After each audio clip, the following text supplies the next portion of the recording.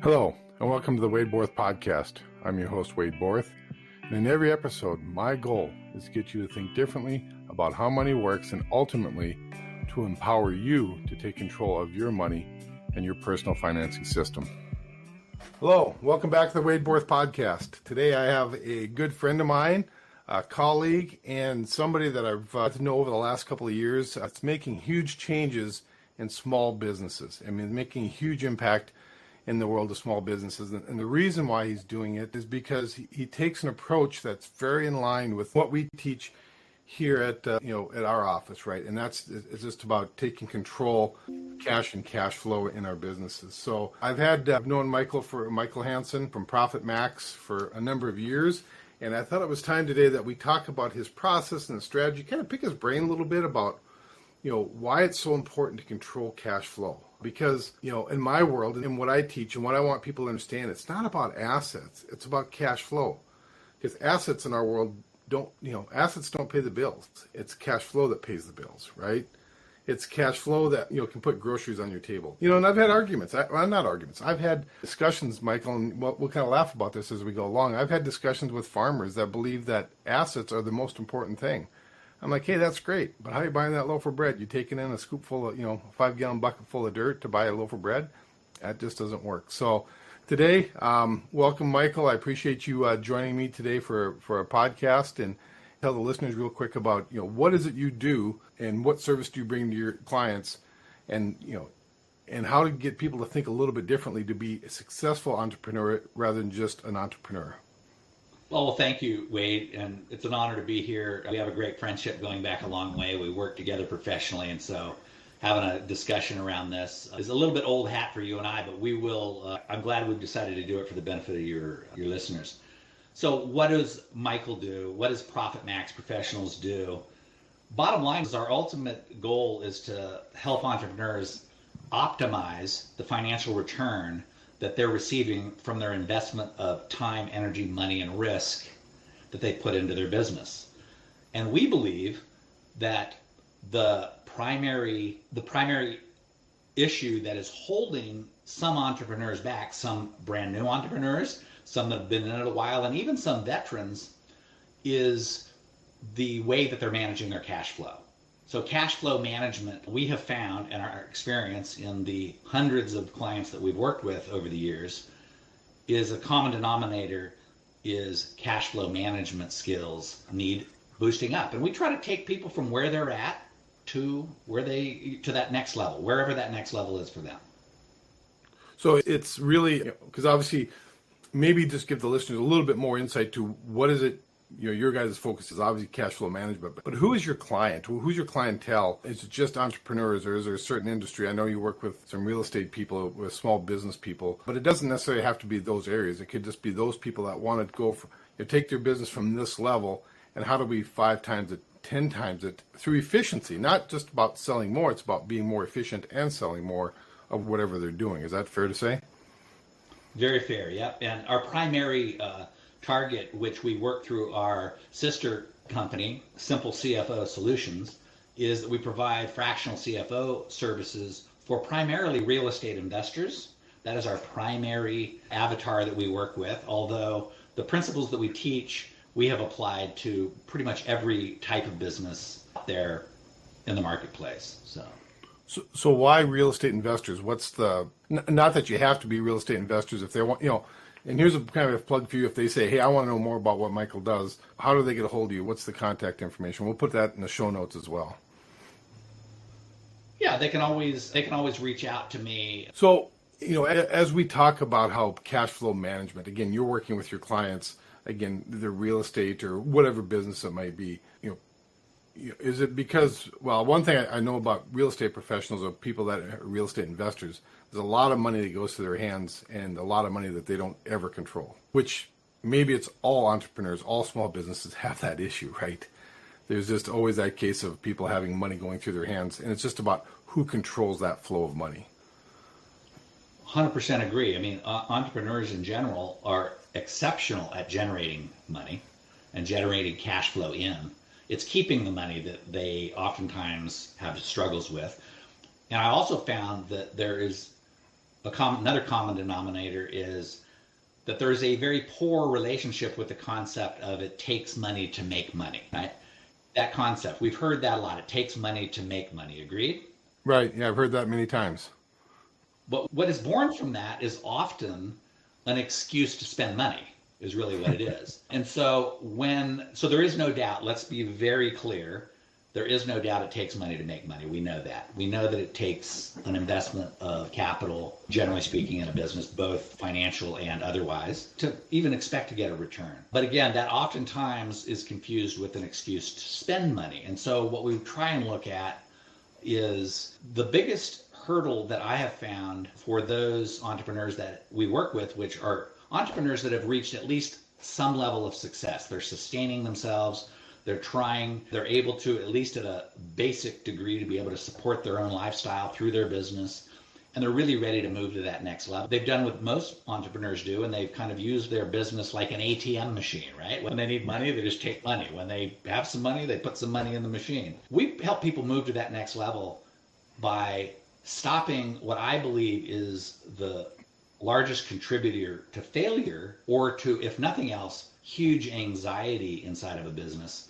And that is the commingling of funds, okay? And the commingling of thought processes within your business. Interesting, because most people's small business, that's their identity. That is who they are, right? And so what I'm hearing from you is like we have to be very intentional about separating those things out.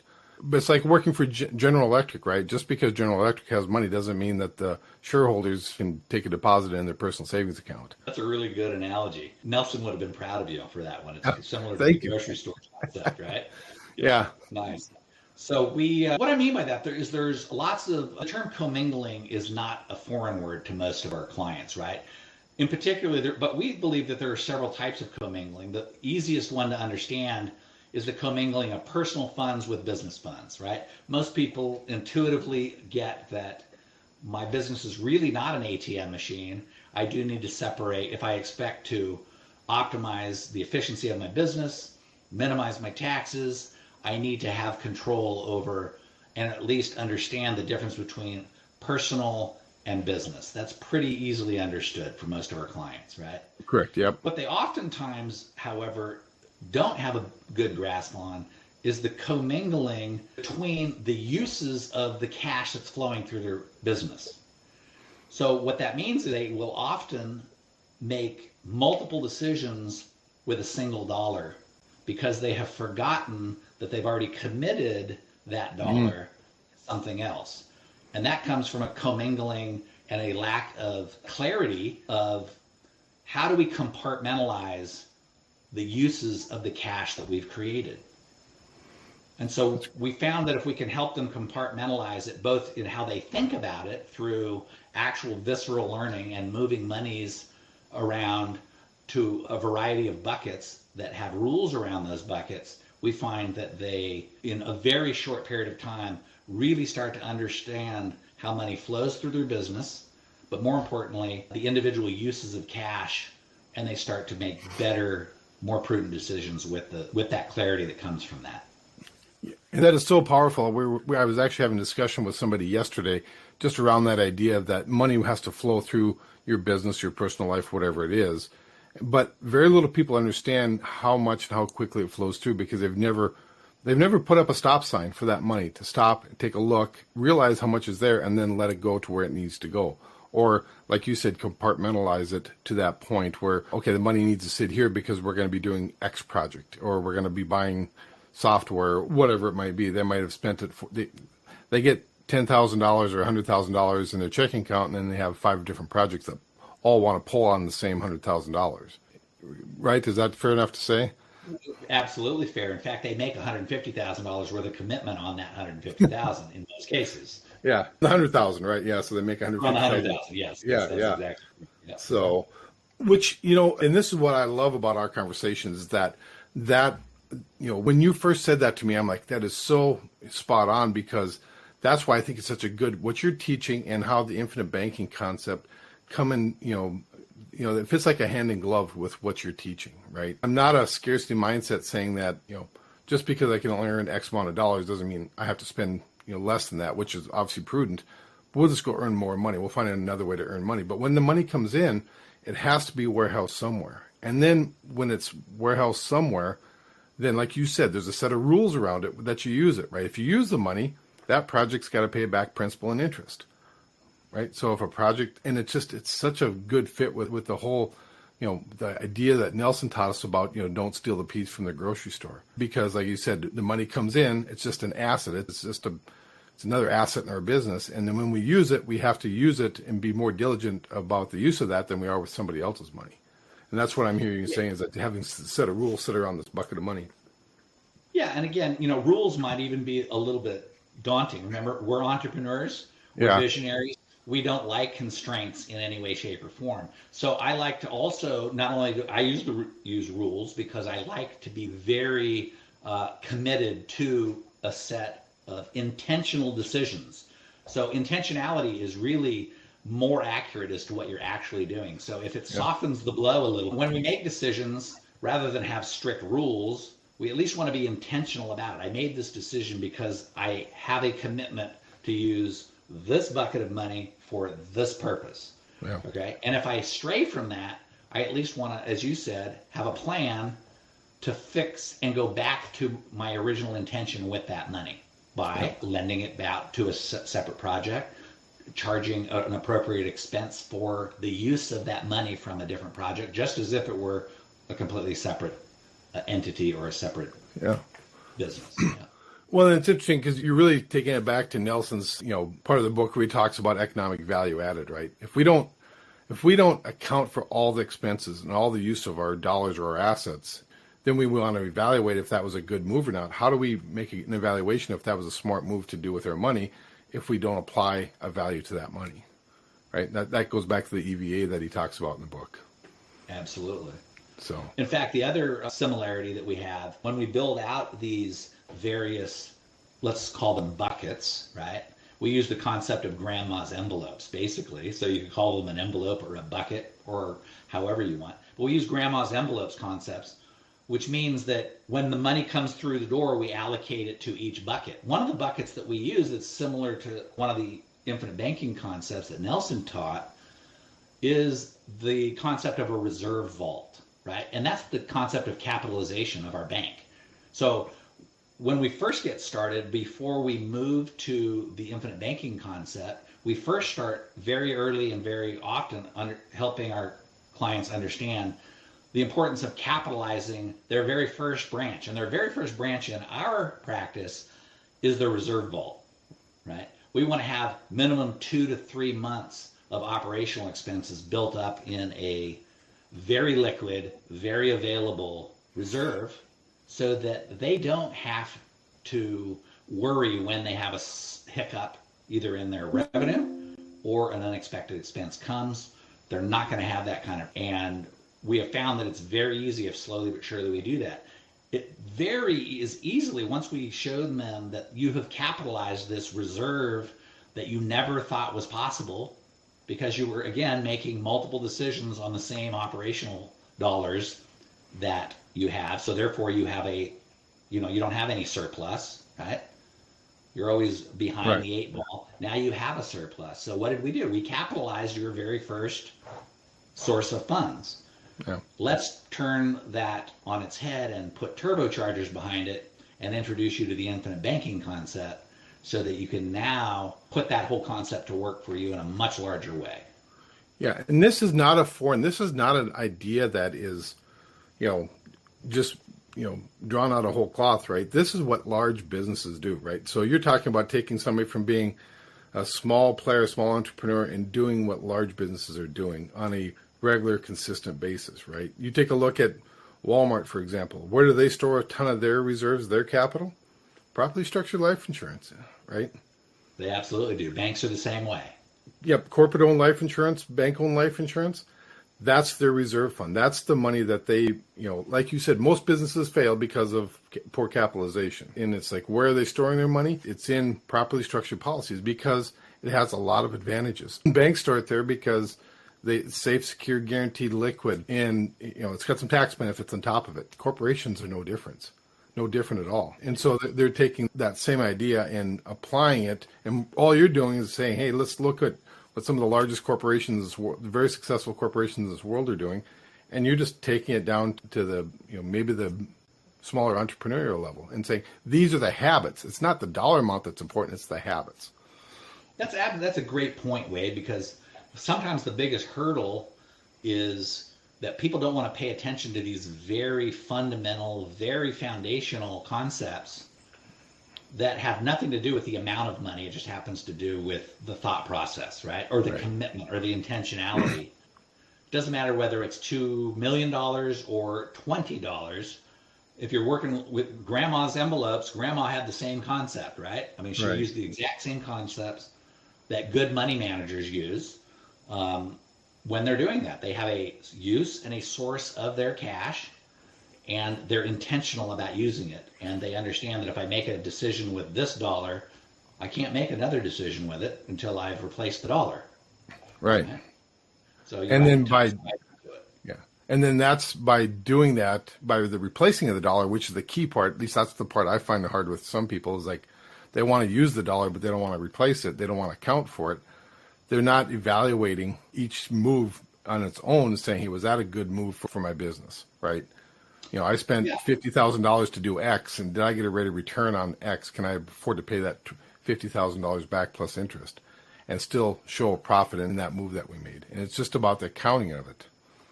It really is. And, we go back, and a lot of entrepreneurs that have reached a level of success where they're ready to move to that next level, and they've reached out to a service like ours, so they're at that point, they've shed their bad spending habits as a consumer that'll oftentimes many of us have when we're coming through our, we get out of school or we have our first job or whatever we do, we start having a little bit of money, we get into spending a little bit more than we actually have, and pretty soon we're carrying a big debt. Okay, we may some of us, most of us I would say, have gone through that.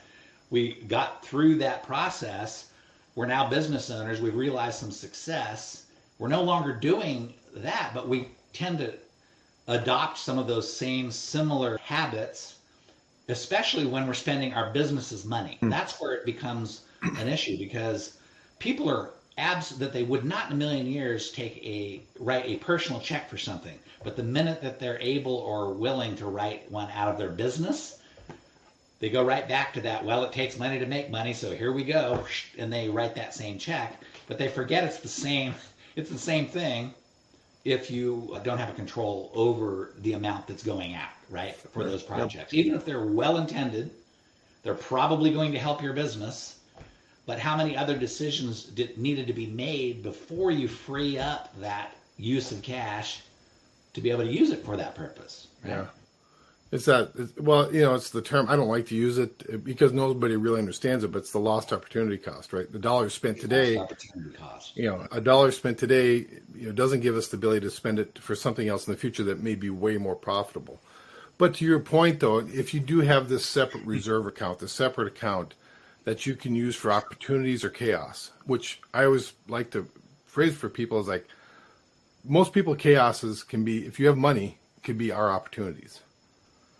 Right. Absolutely. And so, if you have that reserve account, if you have that, again, wherever your money's sitting, if you're just getting started, just trying to develop a habit, and you're putting it just in a separate checking account, so it's not part of your ongoing process, but eventually getting to the point and say, okay, now I'm getting real serious about it. I'm getting real intentional about this. I have to have a bigger and better plan than just a separate checking account. Let's start storing my money like a big business stores their money, and start putting our money in having a long-term objective. Because one of the things you talk all the time about is what's a long-term plan? What's our long-term strategy? Yep. Because I think a lot of people, I think I heard you say it one time, and I really appreciate, I think I've used it many times, that there's a lot of people out there that want a plan done over a weekend, right? Oh my gosh, is that ever true? Yes. So because one of our founding principles is that, we want to think long-term. Nelson said that about 100 times in a day. If you ever talk to him, he said, think long-term. But most people are thinking that short-term. And so they go, I'm just going to put it in my checking account. Okay, that's good for a little bit of money, right? So your money you might need to spend 5 days from now, it's a great place for it. But where are you putting your serious long-term reserves so it's working for you, it's protected, it's liquid when you need it, And then we can take advantage of opportunities to truly grow our business when everybody else is in chaos. Yeah, to have, and let's just call it the luxury to think long term. Why do we have the luxury to think long term? Because we have our short term game nailed. We have our short term game nailed. Okay, I put my money over here, it's sitting there, that's my short term game. It's available to me. Okay, now I can make long term, I can focus on my long term decisions. Why? Because I've been given choice by that decision to actually capitalize a long-term source of cash. I now have choice. If I don't have long-term sources of cash, then it's always a struggle. It's always chasing Peter to pay Paul. It's always robbing from other sources to do this. I've seen it. My family's in the jewelry business. We see that with inventory management. Real estate investors, we'll go to them. We work with right now about 80 real estate investors across the U.S. And the most common conversation we have is, hey, in your whole bailiwick here, in your whole beginning to end, take down a property, do whatever you're going to do to it, and then realize some profit from it. There's lots of players in them. You've got you, the investor. But who do you think is the most efficient with their use of money in your whole operation? And after we kind of talk about it, it's decided, well, it's my lender. Okay. And so who do you use as a lender? Well, most real estate investors, due to the lack of red tape and the understanding that they use hard money lenders, not because it's the cheapest money in town, but because it's accessible. All they have to do is bring a deal that makes sense to the hard money lender, and it's, here you go. How much do you want? All done. And they're able to do that because they understand the deal. Well, here is this real estate investor that's starting out, needs to use a hard money lender, that's recognizing that, well, that hard money lender just wrote me a check, went golfing, and he's earning 10 or 12% plus a couple of points up front on my money. It's lucrative for me as a real estate investor because I'm going to turn that into, $20,000, $30,000, $40,000 in the next 30 days or 60 days or 90 days. So it all adds up. We're good to go. But we come back to the original transaction and say, well, who's really got it good here? It's that hard money lender. Didn't have to take much risk at all. He can see a good deal when he sees it. And if he's lending on the deal, he's going to get his deal back. It's contractual. So then they start saying, yeah. So then how would you like, therefore, to either supplement so you don't have to borrow as much from the hard money lender, and eventually become your own, and in retirement perhaps, when you're tired of beating down deals all day long, you become other real estate investors' hard money lender. All right. Now, that resonates with about 110% of all real estate investors. And what do you think the best capitalization source for that process would be? Well, our infinite banking concept through properly structured permanent life insurance, whole life insurance, is the best possible platform for that. And that's why it resonates so well with our clients. Yeah. It was, in Nelson's book, he has a chapter called The Cost of Acquisition. Mm-hmm. To your point, it's not always the cheapest rate because people don't apply how much time and effort and paperwork and red to most investors. That is the things that will kill a deal quicker than anything. Is if you have if there's a resistance to getting it done, right? They will pay a whole lot more because in order to get a deal done versus, what can I do to get the cheapest rate? But a consumer is focused on, well, what's the cheapest rate? What's the cheapest rate? And they'll spend hundreds of thousands of dollars sometimes trying to get the cheaper rate, or spend maybe not hundreds of thousands of dollars, but thousands of dollars of their time to go out and do the paperwork and get that last, pound of flesh and ounce of blood out of you to satisfy some bank underwriter. And they don't kind of quite get that. That's real estate investors are successful because they don't go through that process. And the truly successful real estate investors are those that are having, I talked to one guy, he says, I don't really ever want to own property again. He's a huge investor down in Arizona. He said, I don't really ever want to own property again. He said, I'd rather own the notes. There you go. And so he's selling property when everybody else is buying, and he's financing them, and he's making more money selling the note than he is buying the property. But it's about having that discipline that we just talked about, right? How do you build up your reserves in order to be able to do that? It's a long-term objective.